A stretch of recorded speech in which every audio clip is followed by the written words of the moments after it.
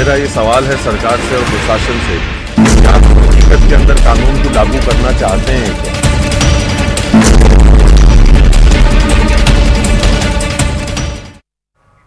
नमस्कार, दोपहर के 2 बज चुके हैं और ये वक्त है खबर दोपहर का। मैं हूं आपके साथ आयुषी गुप्ता।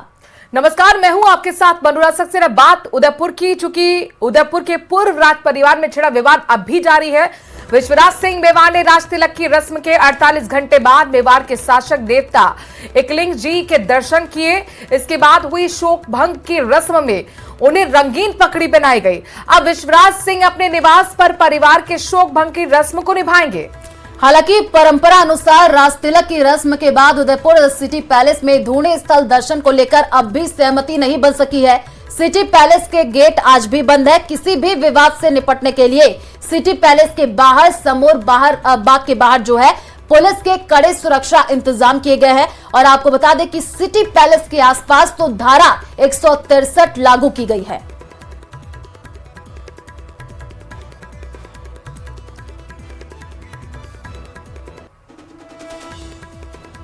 तो न्यूज 18 राजस्थान पर आपको ये एक्सक्लूसिव तस्वीर भी दिखा रहा है। आपको बता दें कि इससे पहले जो है हमने आपको तस्वीर दिखाई जब एकलिंग नाथ जी दर्शन करने के लिए जो है विश्वराज सिंह पहुंचे। उसके बाद से शोक भंग की परंपरा का निर्वहन हुआ। न्यूज 18 राजस्थान पर ये एक्सक्लूसिव तस्वीर भी सामने आई है। इसके बाद काली मां के दर्शन भी उन्होंने किए हैं। दरअसल ये भी परंपरा का हिस्सा रहता है, शोक भंग की परंपरा अभी एकलिंग महाराज के दर्शन के दौरान निभाई गई। और उसके बाद समोर बाग जो कि निवास है विश्वराज सिंह का, वहां पर भी जाकर इस रस्म को आगे बढ़ाया जाएगा। जो राग होते हैं, उमराव होते हैं, उनके लिए भी शोक भंग की परंपरा निभाई जाएगी। रंग दस्तूर की परंपरा निभाने के बाद आप देखिए लाल पगड़ी में नजर आए विश्वराज सिंह। चूंकि अब तक सफेद पगड़ी में थे, 15 दिन तक ये शोक का चलता है सिलसिला। और इसके बाद शोक भंग की परंपरा के बाद रंग दस्तूर की परंपरा को निभाते हुए सफेद कलर की पगड़ी का कलर हो जाता है लाल रंग का। लेकिन उनके साथ जो राव हैं, उमराव हैं और जो दूसरे पूर्व राज परिवार के सदस्य हैं मेवाड़ के, उनके लिए भी अब समोर बाग में जाकर शोक भंग की परंपरा निभाई जाएगी। लगातार सुबह से एक्सक्लूसिव तस्वीरें, एक्सक्लूसिव अपडेट जानकारी न्यूज 18 राजस्थान अपने दर्शकों तक पहुंचा रहा है। 2 तस्वीरें आपके सामने हैं। इस परंपरा को निभाते हुए दोनों ही तस्वीरों में आपको विश्वराज सिंह नजर आ रहे हैं। दूसरी तस्वीर आपको हमने दिखाई एकलिंग जी महाराज की, जहां पर देखिए किस तरीके से पूजन दर्शन करने के साथ साथ इस परंपरा को निभाया गया है। हालांकि धूड़ी दर्शन का अभी तक कोई अपडेट सामने नहीं आया है और इसी को लेकर 25 नवंबर को बवाल हुआ था, पथराव हुआ था। लेकिन आगे क्या अब वो प्रक्रिया को निभाएंगे, किस तरीके से, क्या धूड़ी दर्शन करने के लिए जाएंगे या नहीं, फिलहाल इस पर सभी की निगाह बनी हुई है। लेकिन इन सबके बीच में प्रशासन ने भी पूरी तैयारी कर रखी है। और चलिए रुक करते हैं बड़ी खबर की ओर। जयपुर से बड़ी खबर सामने आ रही है। जेडीए प्रवर्तन दस्ते की कार्रवाई देखने को मिली है। अवैध कॉलोनी को ध्वस्त किया गया है। ग्राम सेवापुरा में अवैध कॉलोनी बसाई जा रही थी। 27 बीघा कृषि भूमि पर अवैध कॉलोनी बसाई जा रही थी। जेडीए ने मौके से ग्रेवल सड़क बाउंड्री को ध्वस्त कर दिया। तो जेडीए के प्रवर्तन दस्ते का बड़ा एक्शन देखने को मिला है।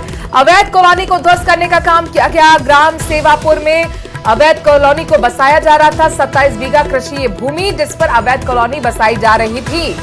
तो ये बड़ी जानकारी आपको दे रही है। जेडीए ने मौके से ग्रेवल सड़क बाउंड्री को जो है ध्वस्त किया है। जयपुर से ये बड़ी अपडेट तस्वीरें भी सामने आई है, जहां पर जेडीए प्रवर्तन दस्ते की ये बड़ी कार्रवाई देखने को मिली है। 27 बीघा कृषि भूमि पर जो है अवैध कॉलोनी बसाई जा रही थी, जिसको ध्वस्त किया गया है। तो बड़ी जानकारी आपको जयपुर से दे रहे हैं जेडीए प्रवर्तन दस्ते की ये बड़ी कार्रवाई देखने को मिली है, जहां पर जेडीए ने मौके से ग्रेवल सड़क बाउंड्री को जो है ध्वस्त किया। नगर निगम हेरिटेज और ग्रेटर के सफाई कर्मी आज दूसरे दिन भी हड़ताल पर रहे हैं। सफाई कर्मी भर्ती में अनुभव प्रमाण पत्र को लेकर 2 दिन पहले हुए समझौते वार्ता के बाद हड़ताल के पहले दिन भी वार्ता से बात नहीं बनी, इसीलिए दूसरे दिन हड़ताल का लगातार ये हड़ताल कर्मचारी आज भी अपनी हड़ताल को जारी रखे हुए हैं। अब महापौर के साथ वार्ता का दूसरा दौर शुरू होगा।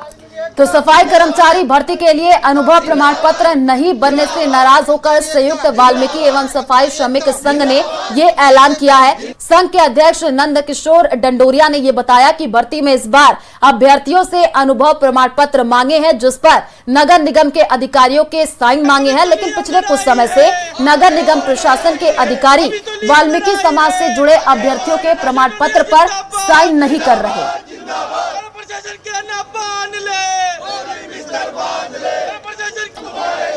और अब हम आपको टीवी स्क्रीन पर 3 तस्वीरें दिखाने जा रहे हैं। आप देखिए, पिंक सिटी पर गंदगी का पहाड़ टूट गया है। पहली तस्वीर में कचरे की गाड़ियां जो है वो खड़ी हुई दिख रही हैं। दूसरी तस्वीर आपको दिखा रहे हैं, सफाई कर्मी जो है धरने पर बैठे हैं और अब महिलाएं भी समर्थन में उतर गई हैं।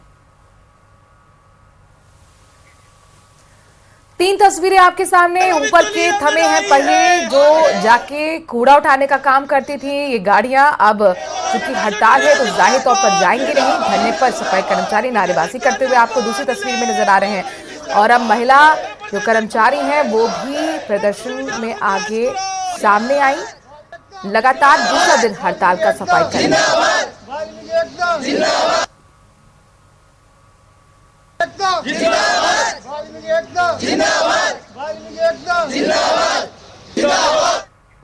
और खबर जालोर से है, जहां मंत्री जोगेश्वर गर्ग के घर के बाहर किसानों ने प्रदर्शन किया और किसानों के महापड़ाव और बंद के दौरान हंगामा हुआ है। किसानों ने जोगेश्वर गर्ग के विरोध में नारेबाजी की। पुलिस ने प्रदर्शनकारी किसानों से समझाइश की, तो वहीं मंत्री पर किसानों ने कमजोर पैरवी का आरोप लगाया है। तस्वीर आपको हम दिखा रहे हैं, जालौर से आई है। जोगेश्वर गर्ग का ये घर, जिसके बाहर किसानों ने जमकर हंगामा काटा, उनके खिलाफ नारेबाजी की है, उनके विरोध में।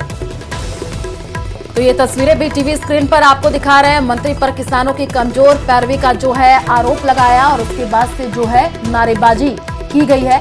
जालोर से ये बड़ी जानकारी। महापड़ाव और बंद के दौरान जम करके हंगामा हुआ, उसकी तस्वीर देखने को मिली है। किसानों ने जोगेश्वर गर्ग के विरोध में नारेबाजी की और तस्वीर आपको दिखा रहे हैं। पुलिस प्रशासन मौके पर पहुंची, समझाइश की कोशिश जो है वो की गई। खबर राजसमंद के कुवारिया से है। यहां पर टोल प्लाजा पर कार सवार युवक की दबंगई सामने आई है। युवक ने बिना टोल दिए बैरियर तोड़कर गाड़ी को निकाल लिया। इसके साथ ही दबंग युवक ने टोल कर्मियों से गाली गलौज भी की। तो युवक पर जान से मारने की धमकी देने का भी आरोप है। वहीं घटना का सीसीटीवी फुटेज सामने आया है, जिसमें युवक की गुंडागर्दी साफ तौर पर दिख ही रही है, आपको जो हम दिखा भी रहे हैं।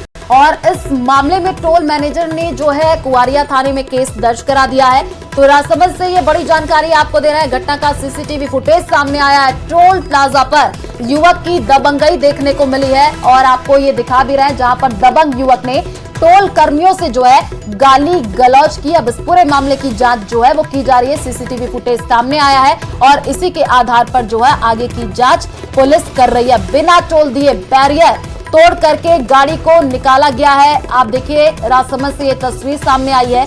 युवक पर जान से मारने की धमकी देने का भी आरोप लगा है। और झुंझुनू में एक फर्जी एफआईआर का मामला सामने आया है, जिससे पूरे सिस्टम पर अब सवाल खड़े हो रहे हैं। यही नहीं, जिन बाल कल्याण समितियों को देखरेख और संरक्षण की आवश्यकता वाले बच्चों के पुनर्वास का जिम्मा सौंपते हुए पावर दिए गए थे, उनके द्वारा अपने पावर का दुरुपयोग करने का मामला भी सामने आया है।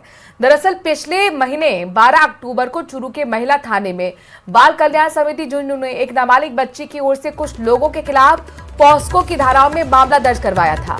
मामला दर्ज करवाने के बाद बच्ची को जब उसकी मां बाल कल्याण समिति झुंझुनू के पास लेने के लिए पहुंची तो करीब 1.5 महीने तक उसे बच्ची नहीं सौंपी गई।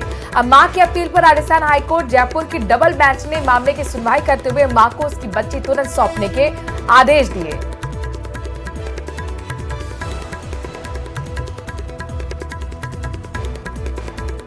और बयान लिए आपके, नहीं तो मेरे कोई बयान नहीं लिए, डराए धमकाए।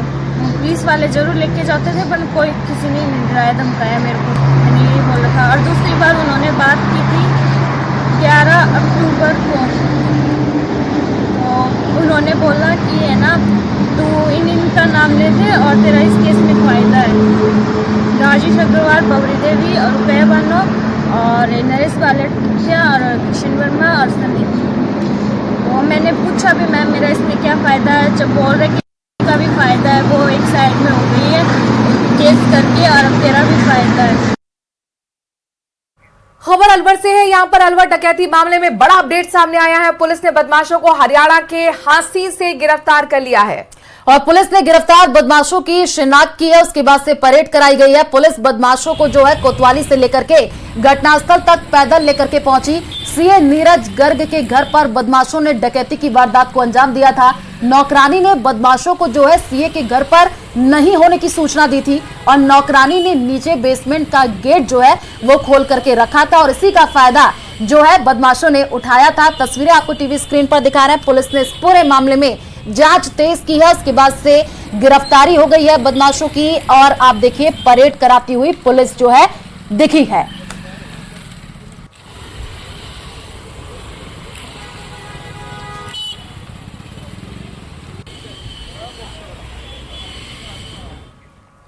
अजमेर से बड़ी खबर आ रही है, जहां पर अजमेर दरगाह में शिव मंदिर होने का दावा का ये मामला बड़ा अपडेट सामने आया है। आपको बता दें कि लंच के बाद फिर से सुनवाई होगी। परिवादी विष्णु गुप्ता के बात पर अभी फैसला होना बाकी है और परिवादी की ओर से जो है पेश किए बात पर अदालत ने पक्ष सुना। अब लंच के बाद से जो है ये सुनवाई फिर से शुरू होगी। तो अजमेर दरगाह पर आज अहम फैसला आने वाला, ये बड़ी जानकारी आपको दे रहा है। लंच के बाद जो है फिर से सुनवाई होगी। परिवादी विष्णु गुप्ता के बात पर फैसला होना अभी बाकी है। परिवादी की ओर से पेश बात पर कोर्ट ने पक्ष सुना है। लंच ब्रेक हो गया है और लंच के बाद फिर से सुनवाई शुरू होगी। दरअसल क्या ये केस आगे चलाया जाए या नहीं, इसी को लेकर आज फैसला आएगा। इसीलिए सभी की निगाह कोर्ट पर टिकी हुई है। चूंकि ये मामला संवेदनशील भी है, लिहाजा सुरक्षा की भी चाक चौबंद व्यवस्था की गई है। लंच के बाद एक बार फिर इस मामले में सुनवाई होगी। अजमेर दरगाह पर आज अहम फैसला आने की उम्मीद। परिवादी विष्णु गुप्ता के बात पर ये फैसला आएगा। परिवादी की ओर से पेश बात पर कोर्ट ने अभी ये पक्ष सुना है और उसके बाद लंच के बाद फिर से सुनवाई शुरू होगी। फिर से सुनवाई हुई। कल हमने संशोधन की एप्लीकेशन लगाई थी, सूट में कुछ चीज़ें रह गई थी तो वो भी हमने साथ में अब लगाई हैं, वो दोबारा से दे दिया गया है। आज फिर सुनवाई हुई सुबह और सुनवाई में माननीय जज साहब ने पूछा कि आप कैसे आए हो इस सूट को लेकर, तो हमने बताया कि भगवान महादेव खुद इसमें फर्स्ट पार्टी है, सेकंड पार्टी मैं हूँ और मैं भगवान की ओर से मैं इस केस को अदालत में लड़ रहा हूँ। जैसा कि राम मंदिर वाले केस में भी माननीय सुप्रीम कोर्ट ने आदेश दिया है कि भगवान जो हैं वो नाबालिग होते हैं, क्यों कोर्ट में आके खुद पैरवी नहीं कर सकते, इसलिए कोई फ्रेंड या कोई भक्त उनका वो आके ही फाइट करेगा केस में। ये सुप्रीम कोर्ट के जजमेंट में साफ है। और दौसा में दो स्कूली छात्रों के बीच हुए विवाद का मामला गर्मा गया है और उस मामले में जहां घायल छात्र का हॉस्पिटल में इलाज चल रहा है, वहीं गुस्साए ग्रामीणों ने पीएम श्री राजकीय उच्च माध्यमिक विद्यालय के बाहर प्रदर्शन किया। लोगों ने सड़क मार्ग पर जाम लगा दिया। प्रदर्शन का पता चलते ही पुलिस भी मौके पर पहुंच गई, लोगों को समझाइश की कोशिश करने लगी। बता दें कि कल बैरावड़ा स्कूल में दो छात्रों में विवाद हो गया था। स्कूल में समझाइश के बावजूद स्कूल के बाहर एक छात्र पर दूसरे छात्र ने धारदार हथियार से हमला कर दिया था।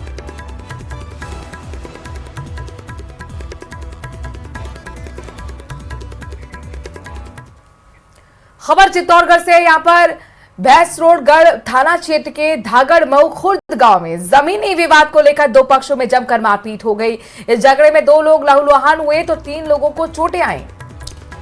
आपको बता दें कि घायलों का अब जिला अस्पताल में उपचार करवाया जा रहा है और एक परिवार के सदस्य खेत पर ट्रैक्टर से जो है हकाई कर रहे थे। इसी दौरान करीब 2 दर्जन से अधिक लोगों ने उन पर अचानक से हमला कर दिया। हमलावरों के पास धारदार चाकू और अन्य हथियार मिले। धारदार हथियार के वार से 2 लोग लहूलुहान हो गए हैं और झगड़े की सूचना पर पुलिस की जो टीम है वो मौके पर पहुंची। तो बड़ी जानकारी आपको चित्तौड़गढ़ से दे रहे हैं, जहां पर आप देखिए कि हमला जो है वो किया गया। 2 पक्षों में जम करके मारपीट की घटना सामने आई है। कई लोग जो है घायल बताए जा रहे हैं, जिनको अस्पताल में भर्ती करा दिया गया है, जहां पर उनका इलाज चल रहा है।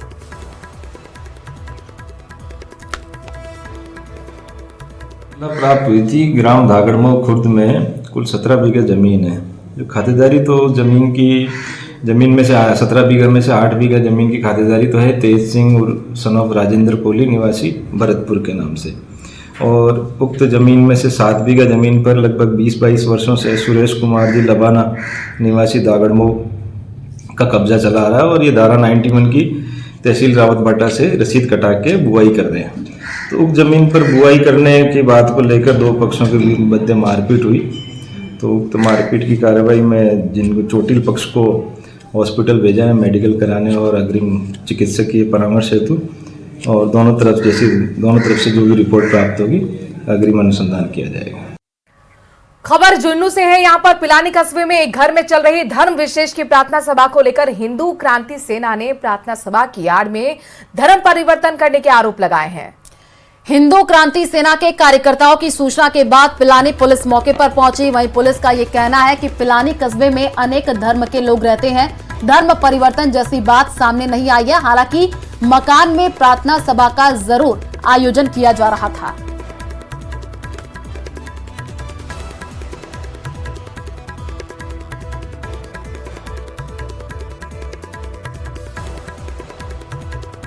देखिए, हमारे पास इनपुट आया कि पंजाब नेशनल बैंक के पास क्रिश्चियन टी का बढ़ावा दिया जा रहा था और दिया जा रहा है। यहाँ क्रिश्चियन लोग हिंदू धर्म के लोगों को बुलाकर प्रे वे करा करके क्रिश्चियनिटी को बढ़ाने का काम कर रहे थे। प्रशासन को अवगत कराया गया, प्रशासन पहुंचा। हाँ, प्रशासन पहुंचा, उन्होंने अपने लीगल रूप से कोई दस्तावेज उनसे लिए हैं और जांच चल रही है।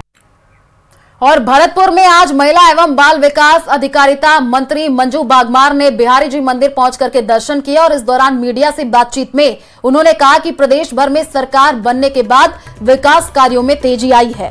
साथ ही उन्होंने कहा कि मुख्यमंत्री भजनलाल शर्मा के नेतृत्व में राजस्थान में हुए उपचुनाव में अच्छा प्रदर्शन देखने को मिला है।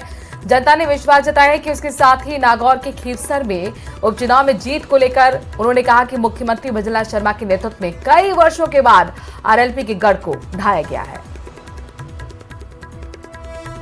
ये मेरी पहली विजिट थी और आपने देखा है कि जिस तरह से राजस्थान के अंदर विकास की जो पिछले 1 सालों में गंगा बह रही है, सभी अभी जो हमारे उपचुनाव थे उसके अंदर हमने 7 में से 5 सीटें जीती हैं और निश्चित रूप से पूरे राजस्थान के अंदर एक खुशी का माहौल है।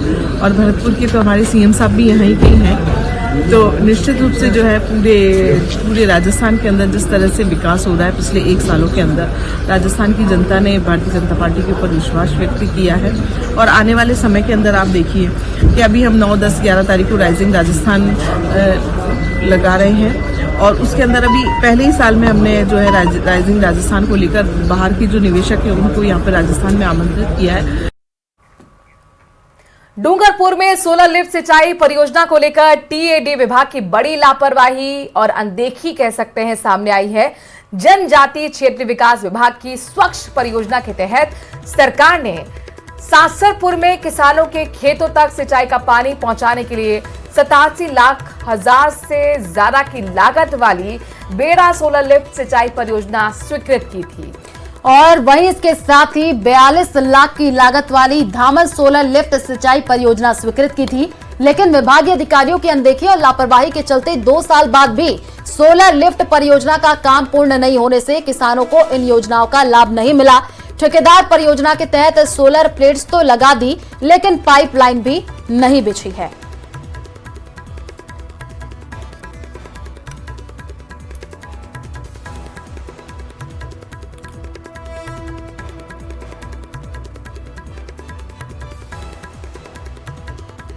वर्ष 2022 में सैंक्शन थी। इसमें कार्यालय द्वारा ठेकेदार को कार्यादेश जारी किया गया। ठेकेदार द्वारा प्लेटें और ये पाइप सप्लाई वगैरह कर दी गई और पाइपलाइन का काम हम कई जगह नहीं कर पाए क्योंकि उसमें 10% राशि काश्तकारों द्वारा वहन की जानी थी, जो अभी तक उनके द्वारा की नहीं गई है। इस वजह से हमें कुछ पाइपलाइन नहीं कर पाए। और पश्चिमी राजस्थान के महाकुंभ नाम से विश्व विख्यात बाबा रामदेव समाधि पर लाखों की संख्या में देश प्रदेश ही नहीं विदेशों से भी भक्तों के आने का सिलसिला जारी है।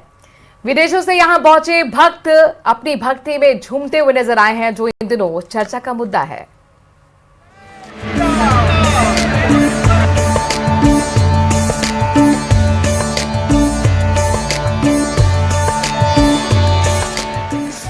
समंदर पार से बाबा रामदेव की समाधि के दर्शन करने आए इन विदेशी भक्तों की श्रद्धा के सामने हर कोई निहाल है। फ्रांस से आए 1 दर्जन से ज्यादा रिटायर्ड चिकित्सकों के दल ने रामदेवरा में बाबा रामदेव की समाधि स्थल के दर्शन कर खुशहाली की कामना की। बाबा रामदेव जी, बाबा रामदेव जी। स्थानीय लोगों की तरह हाथों में ध्वजा लेकर बाबा राम सापीर की जय जयकार करते हुए सभी समाधि स्थल पर पहुंचे।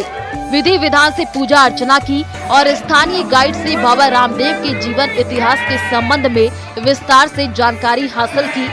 उन्होंने राम सरोवर तालाब, पर्चा बावड़ी समेत दूसरी जगहों का भ्रमण किया।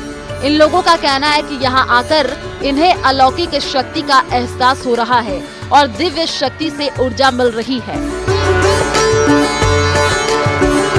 विजिटर का एक ग्रुप आया फ्रेंच में, मेडिकल से सारे रिटायर्ड हैं। इन्होंने कोई इंटरनेट पे बाबा रामदेव के बारे में जानकारी प्राप्त करी, तो उन्होंने मुझसे पूछा कि हम लोग बीकानेर से जब जैसलमेर जा रहे हैं तो मंदिर आएगा। मैंने बोला हाँ, 1 किलोमीटर अंदर है। तो फिर हम लोग वहाँ अंदर गए और उन्होंने सबों ने झंडे खरीदे, झंडे हाथ में लिए, बाबा रामदेव का जयकारा करते हुए मंदिर में गए। जानकारी के मुताबिक फ्रांस से आए इन पर्यटकों ने बाबा रामदेव के जीवन से जुड़ी जानकारी सोशल मीडिया से जुटाई और प्लान बनाकर रामदेवरा पहुंचे। स्थानीय लोगों से मिलकर उन्होंने यहाँ की जानकारी ली और अपने कैमरे में यहाँ की कला संस्कृति को फोटो के तौर पर सहेजकर अपने साथ ले गए।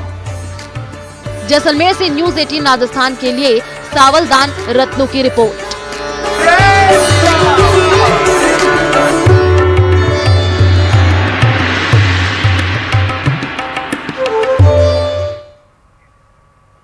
कन्या भ्रूण हत्या पर अंकुश लगाने और लिंग अनुपात का संतुलन बनाए रखने को लेकर प्रदेश में अभियान चल रहा है। अभियान के तहत प्रतापगढ़ में सीएमएचओ ने शहर में सोनोग्राफी सेंटर्स का निरीक्षण किया। निरीक्षण के दौरान उन्होंने बताया कि शहर में कुल 10 सोनोग्राफी केंद्र संचालित, इनमें से 7 निजी स्तर पर संचालित किए जा रहे हैं। कलेक्टर के निर्देशन में 3 निजी सोनोग्राफी सेंटर की जांच की गई और यहां पर मशीनों के ट्रैक रिकॉर्ड, जांच के लिए आने वाले मरीजों से लिए जाने वाले शुल्क, चिकित्सकों की डिग्री, रिकॉर्ड संधारण, मरीज के आधार कार्ड की जांच की गई। सीएमएचओ ने बताया कि अभियान 15 दिसंबर तक जारी रहेगा। जांच के दौरान किसी भी केंद्र पर अनियमित मिलती है तो उसके खिलाफ सख्त कार्रवाई होगी।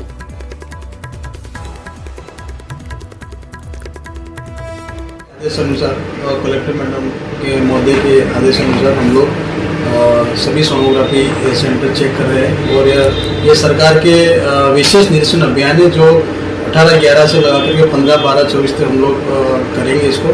और हम सोनोग्राफी का एक पूर्ण रूप से रिकॉर्ड चेक कर रहे हैं कि सोनोग्राफी के अंदर आने वाले जो प्रेग्नेंट लेडी होती है, जो भी होगा, उनके आधार कार्ड वगैरह लिए जा रहे हैं, नहीं लिए जा रहे हैं और उनसे क्या पैसा लिया जा रहा है, ये सब कुछ हम देख। खैरथल थाना पुलिस ने बातौर टोल नाका पर फायरिंग की वारदात को अंजाम देने वाले आरोपी को गिरफ्तार कर लिया है। हितेश और रविंद्र को 24 घंटे में हरियाणा के बावस के पास से गिरफ्तार किया गया है। तो पकड़े गए आरोपियों ने 21 नवंबर को मातौर स्थित टोल नाके पर रंगदारी नहीं देने पर फायरिंग की घटना को अंजाम दिया था। आरोपी प्रमोद उर्फ काला इससे पहले भी दिल्ली में लूट, हत्या और हत्या की कोशिश की वारदात कर चुका है। आरोपियों के पास से रिवॉल्वर, 2 कारतूस और घटना में इस्तेमाल कार को जब्त किया गया है।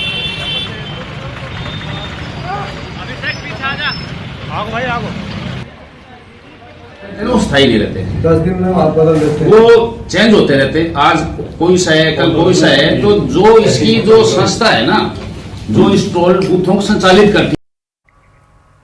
और इसी के साथ इस बुलेटिन में अभी के लिए इतना है।